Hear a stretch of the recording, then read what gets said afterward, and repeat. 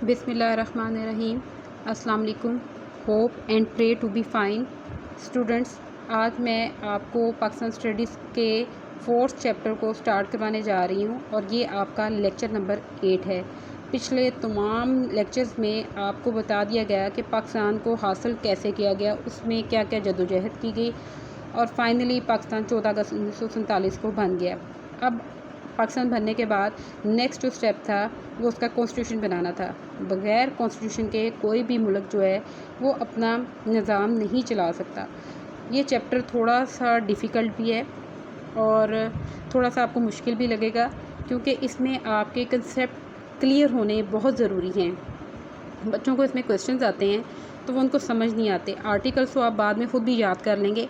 आज मैं आपके इस चैप्टर में कंसेप्ट सिर्फ क्लियर करवाऊँगी कि असल में पाकिस्तान बनने के बाद कॉन्स्टिट्यूशन के ऊपर कैसे काम हुआ और फिर कैसे पाकिस्तान का कॉन्स्टिट्यूशन जो है वो तरतीब दिया गया।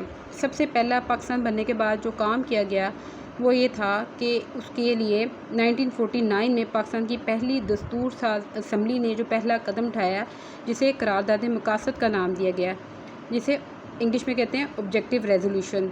इस मकसद के लिए आइन की बुनियादी असूलों की वजाहत करना थी। करारदाद मकासद के बाद पाकिस्तान को इस्लामी जमहूरिया बनाने के बाद में आने वाली हुकूमतों ने कई इक़दाम किए, जिनकी ज़िक्र तफसील से आएगा। अब स्टूडेंट्स, आपको जब ऑब्जेक्टिव रेजोल्यूशन का क्वेश्चन आएगा, जैसे कि करारदाद मकासद आपको 4th चैप्टर में आ रहा है, ये आपको अलग से भी क्वेश्चन आ सकता है कि आप करारदाद मकासद डिफ़ाइन करें। लेकिन स्टूडेंट्स, ये इतना इजी क्वेश्चन नहीं है कि आपको जैसे इसके आर्टिकल नज़र आ रहे हैं कि 7 आर्टिकल से करारदाद मकासद के, असल में याद करने वाली ये चीज़ नहीं है कि अल्लाह ताला की हाकमियत है, इस्लामी असूलों की पाबंदी है, इस्लामी तर्ज़ हयात है, अक़लीतों के हकूक़ का तहफ़्फ़ुज़ किया जाएगा, मुल्क में वफाकी निज़ाम होगा और आपके फ़ंडामेंटल राइट्स की यकीन दहानी कराएगी और एक लिबरल जो है वो जुडिशरी कायम की जाएगी। अब आपको क्वेश्चन जो हैं बोर्ड वाले वैसे देते हैं कि आप डिफ़ाइन करें मैग्ना कार्टा की इम्पोर्टेंस को, तब बच्चे उस पर लिखना भूल जाते हैं कि मैग्ना कार्टा क्या चीज़ है। असल में मैग्ना कार्टा की पहले मैं आपको थोड़ी सी डिटेल बताती हूँ कि मैग्ना कार्टा क्या चीज़ है। मैग्ना कार्टा, जिसे ग्रेट चार्टर भी कहते हैं, is a document guaranteeing English political liberties that was drafted at Runnymede and signed by King John on 15 June 1215। यानी कि ये एक ऐसा अंग्रेज़ों का बनाया हुआ पॉलिटिकल लिबर्टीज़ का कानून था, जिसे कि 1215 में किंग जॉन ने साइन किया। अब सेम जैसी इम्पोर्टेंस मैग्ना कार्टा की वहाँ पे थी, ठीक है, उसी तरह हमारे आइन में करारदाद मकासद की ये इम्पोर्टेंस है। अब उम्मीद तो यही है कि आपको अब मैग्ना कार्टा समझ आ जाएगा। अगर आपको क्वेश्चन दिया जाता है कि आप मैग्ना कार्टा की इम्पोर्टेंस बयान करें, तो आपने करारदाद मकासद को लिखना भी है और उनको बताना है कि ये इसलिए इतना ज़्यादा इम्पोर्टेंस है, इसकी इतनी ज़्यादा इम्पोर्टेंस इस वजह से है कि करारदाद मकासद का मंजूर होना आज़ादी के बाद पहला बड़ा कदम था, जिसकी पहली दस्तूर साज असम्बली ने सरअंजाम दिया। इसकी मंजूरी से जनूबी एशिया के मुसलमानों को क़याम पाकिस्तान का मकसद हासिल हो गया। फिर दूसरी इंपॉर्टेंस इसकी ये है कि करारदाद मकासद ऑब्जेक्टिव रेजोल्यूशन को पाकिस्तान की दस्तूर साजी की तारीख में मैग्ना कार्टा की हैसियत से हासिल है। इसको पाकिस्तान की तीनों दसातीर में दबाचा के तौर पर शामिल किया गया है। यानी कि आपके मुल्क के अब तक 3 कॉन्स्टिट्यूशन बन चुके हैं। उन तीनों कॉन्स्टिट्यूशन के अंदर कहीं भी आप देखेंगे कि कोई ऐसा कॉन्स्टिट्यूशन नहीं बना अब तक जिसके अंदर करारदाद मकासद को शामिल नहीं किया गया। तो ये चीज़ इसकी इम्पोर्टेंस को शो कर रही है। करारदाद मकासद की मंजूरी से मुसलमानों के नुमाइंदों ने जमहूरियत के सुनहरी असूलों को अपना लिया। इस्लामी रियासत को जोग्राफी, नस्ली और कौमी हदूद से बुलंद करते हुए इंसानी बुनियादों पर तमीर करने का अज़म किया गया। अब ये आपका हो गया क्वेश्चन नंबर 1। आपने बताना है कि पाकिस्तान का हम बात कर रहे हैं कि पाकिस्तान का कॉन्स्टिट्यूशन कैसे बना। तो उसमें सबसे पहली जो इम्पोर्टेंट चीज़ थी वो थी कि आइन साजी में जो पहला कदम उठाया गया वो था करारदाद मकासद को तैयार करना, ठीक है। 1947 में पाकिस्तान बना और 1949 में करारदाद मकासद तैयार की गई, जो कि मैग्ना कार्टा का नाम से उसकी इम्पोर्टेंस है। और इसकी आपने डिटेल में पहले इंट्रोडक्शन लिखना है और फिर इसकी इम्पोर्टेंस लिखनी है और फिर इसकी आर्टिकल्स लिख देने हैं। उसके बाद आइन साजी में दूसरा काम ये किया गया कि बुनियादी असूलों की कमेटी तरतीब की। और उसके बाद अब आपको क्वेश्चन ये आ रहा है कि आपने आइन आइन के ऊपर लिखना है। आपको ये भी आ सकता है 1956 के आइन की आर्टिकल्स बताएं, 1962 के बताएं या 1973 के बताएं।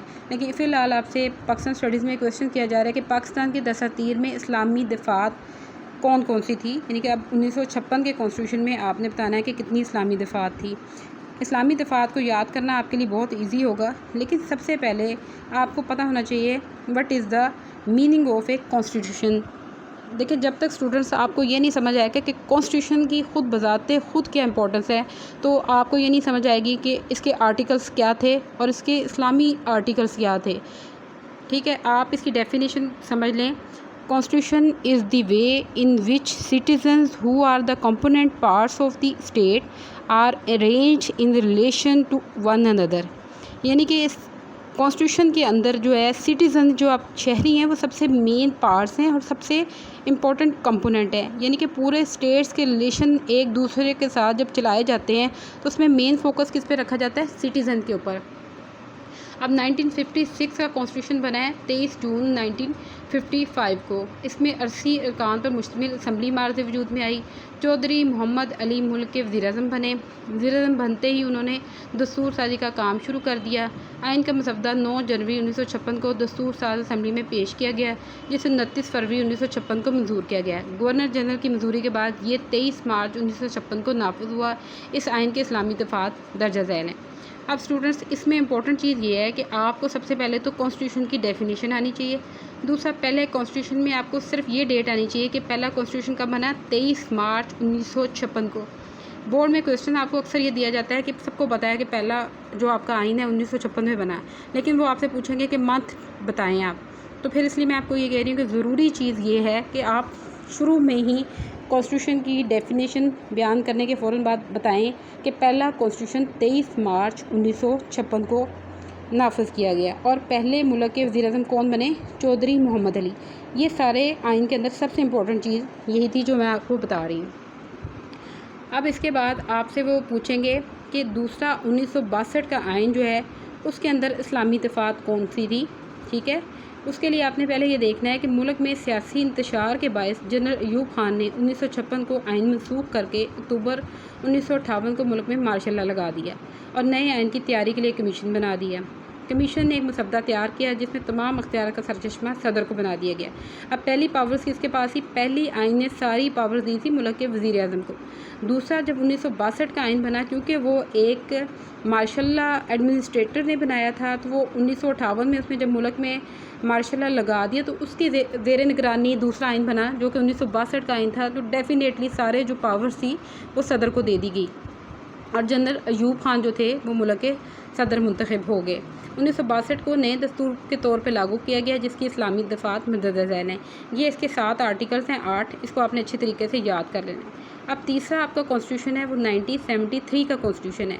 सदर अयूब खान अपने ख़िलाफ़ अवामी तहरीक के नतीजे में 25 मार्च 1969 को मुस्तफ़ी हो गए। जनरल मोहम्मद याह्या खान ने मुल्क में मार्शल लॉ लगाकर आइन को मनसूख कर दिया। जनरल याह्या खान ने दिसंबर 1970 में असम्बलियों के इंतखाबात करवाए।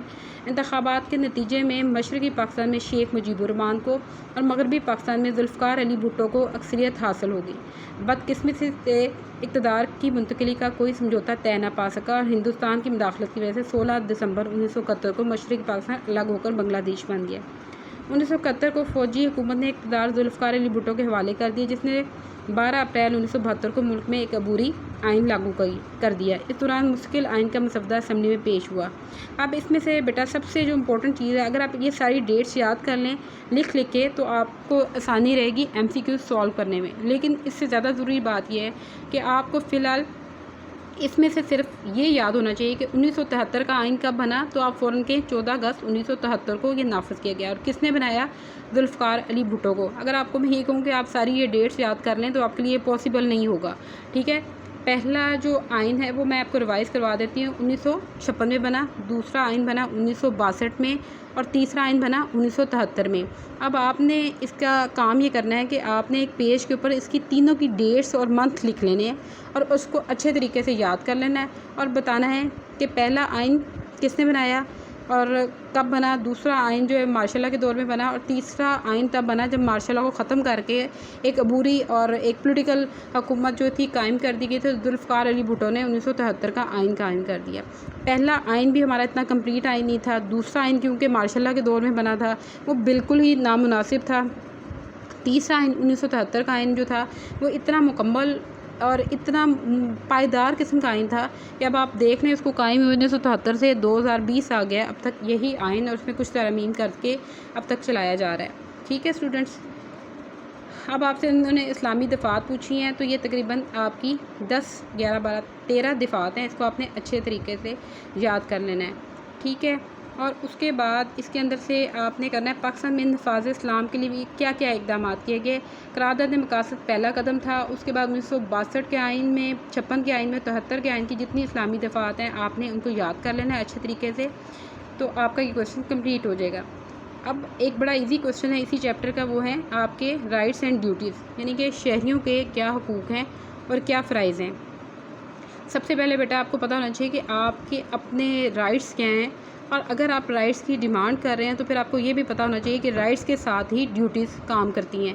अब ये नहीं होता कि एक सिटीज़न है वो किसी भी मुल्क में आके ये कहे कि जी मुझे मेरे सारे राइट्स प्रोवाइड कर दीजिए। राइट्स कौन से हैं? पॉलिटिकल राइट्स हैं, इकोनॉमिकल राइट्स हैं, आपके मॉरल राइट्स हैं, सोशल लाइफ हैं, पॉलिटिकल राइट्स हैं। ये सारे राइट्स आपको मिलने चाहिए, लेकिन अगर आप अपनी तमाम ड्यूटीज़ को परफॉर्म कर रहे हैं। आपने सबसे पहले ये क्वेश्चन अटैम्प्ट करने से पहले आपने ये लिखना है कि राइट की क्या डेफिनेशन है। मतलब राइट्स की डेफिनेशन आपको पता होनी चाहिए कि जो rights are ethical principles of freedom. ये है राइट्स की डेफिनेशन। क्या है? Rights are ethical principles of freedom. अब राइट्स के बाद आती हैं आप जो ड्यूटीज़ परफॉर्म करते हैं। जब आपको आपकी गवर्नमेंट राइट्स देती है तो उसके रिटर्न में आप कुछ ड्यूटीज़ परफॉर्म करते हैं। Duties is an obligation to respect the rights of others and the society. A right is a demand and duty is an expectation. तो ये है आपकी राइट्स और ड्यूटी की डेफिनेशन। अब शहरी के कुछ राइट्स हैं, उसके साथ अखलाकी हुकूक हैं, कानूनी हुकूक हैं, माशरती हुकूक हैं।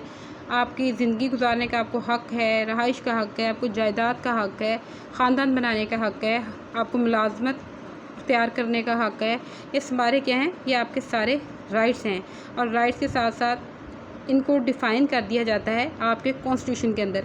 जब ये तमाम राइट्स जो कि बेशुमार राइट्स आपको हासिल हैं तो उनको क्या कहते हैं? बेसिक राइट्स को कहते हैं फंडामेंटल राइट्स। ये जो फंडामेंटल राइट्स हैं इनको इसलिए कहा जाता है कि ये सारे जो राइट्स हैं वो कॉन्स्टिट्यूशन के अंदर दर्ज कर दिए जाते हैं। इसका ये मतलब होता है कि कोई भी गवर्नमेंट आने वाली जो तब्दील होने वाली इनको छेड़ नहीं सकती। अगर कोई भी गवर्नमेंट इनके अंदर मुदाखलत करती है तो आप इसको जाके कोर्ट में चैलेंज कर सकते हैं। इनको कहते हैं फंडामेंटल राइट्स, जिनको कॉन्स्टिट्यूशन में दर्ज कर दिया जाता है। ठीक है, अब है शहरियों के फ़राइज़। अब मैंने आपको बताया ये जब आपने राइट्स मांग लिए हैं जो कि आपके पास बेशुमार राइट्स हैं, उसके साथ आपके पर कुछ ड्यूटीज़ भी लागू होती हैं कि आप अपने मुल्क से वफ़ादार रहें। आप पे जो कानून बनाया गया है आप उसकी पाबंदी करें, टैक्स प्रॉपर तरीके से पे करें, अपने वोट का सही इस्तेमाल करें, खिदमत खलक करें और सही बेहतर तालीम हासिल करें और अपनी तालीम को कौमी मफाद के लिए आप इस्तेमाल करें। अब स्टूडेंट्स ये तो हो गया आज का आपका लेक्चर कंप्लीट। अब आपने क्या करना है स्टूडेंट्स, आपने अच्छे तरीके से सबसे पहले मैग्ना कार्टा की डेफिनेशन याद करनी है, फिर आपने कॉन्स्टिट्यूशन की डेफिनेशन याद करनी है, फिर आपको राइट्स और ड्यूटीज़ की डेफिनेशन आनी चाहिए अलग से। अगर आपको ये सारी डेफिनेशन अच्छे तरीके से आ जाती हैं तो फिर आपको ये क्वेश्चन सॉल्व करने में कोई प्रॉब्लम नहीं होगी। और अगर आप सीधा सीधा लिखना शुरू कर देंगे तो आपको मुश्किल होगी। आपकी आसानी के लिए सिर्फ ये कह रही हूँ कि आप इनकी असाइनमेंट्स बनाएं। मतलब आप सबसे पहले जो क्वेश्चन अटैम्प्ट करें वो करें मैग्ना कार्टा, यानी कि ऑब्जेक्टिव रेजोल्यूशन, जिसको उर्दू में कहते हैं करारदाद मकासद। फिर आप उसके बाद दूसरा क्वेश्चन जो अटैम्प्ट करेंगे वो करेंगे कॉन्स्टिट्यूशन का, जिसके अंदर आप 1962 का, 1956 का, 1962 का और 1973 का कॉन्स्टिट्यूशन की डेफिनेशन के बाद इसको डिफ़ाइन करेंगे। आपसे मोस्ट इम्पॉर्टेंट क्वेश्चन आपको यही पूछा जाएगा कि आप इसकी इस्लामी दिफ़ात के बारे में बताएं, तो फिर आप इसकी वैसे भी दिफ़ा याद कर लें और इस्लामी दिफ़ात भी याद कर लें। ठीक है, और आपसे पूछा सिर्फ ये गया शहरी के कोई से 10 माशरती हुकूक बयान कर दें और कोई से 5 सियासी हुकूक बयान कर दें। मतलब राइट्स और ड्यूटीज़ की डेफिनेशन लिखने के बाद जो आपसे क्वेश्चन में डिमांड की गई है उसको उसको आप लिखेंगे और फिर आप इस चैप्टर को कंप्लीट कर देंगे। स्टूडेंट्स, ये आपका 8वां लेक्चर है और 4th चैप्टर है। जब कॉलेज ओपन होंगे तो आपने इन तमाम चीज़ों को असाइनमेंट पे तैयार कर लेना है। अब अगर आपको कोई मुश्किल आ रही है तो उसके लिए आप ये देखें कि ये आपने देख के लिखना है। अभी आपको ये नहीं कहा गया कि आप इसको ज़ुबानी प्रिपेयर कर लें, इसलिए आपके लिए अभी ये बहुत ईजी है। अभी हम आपको नेक्स्ट जो लेक्चर देंगे वो नेक्स्ट मंडे और ट्यूसडे को है। उससे पहले आप इस पे कंप्लीट कर लें काम। और अगर आपको कोई भी कॉम्प्लिकेशंस हैं या कोई कन्फ्यूजन है तो आप मुझसे ग्रुप में चैट कर सकती हैं। शुक्रिया।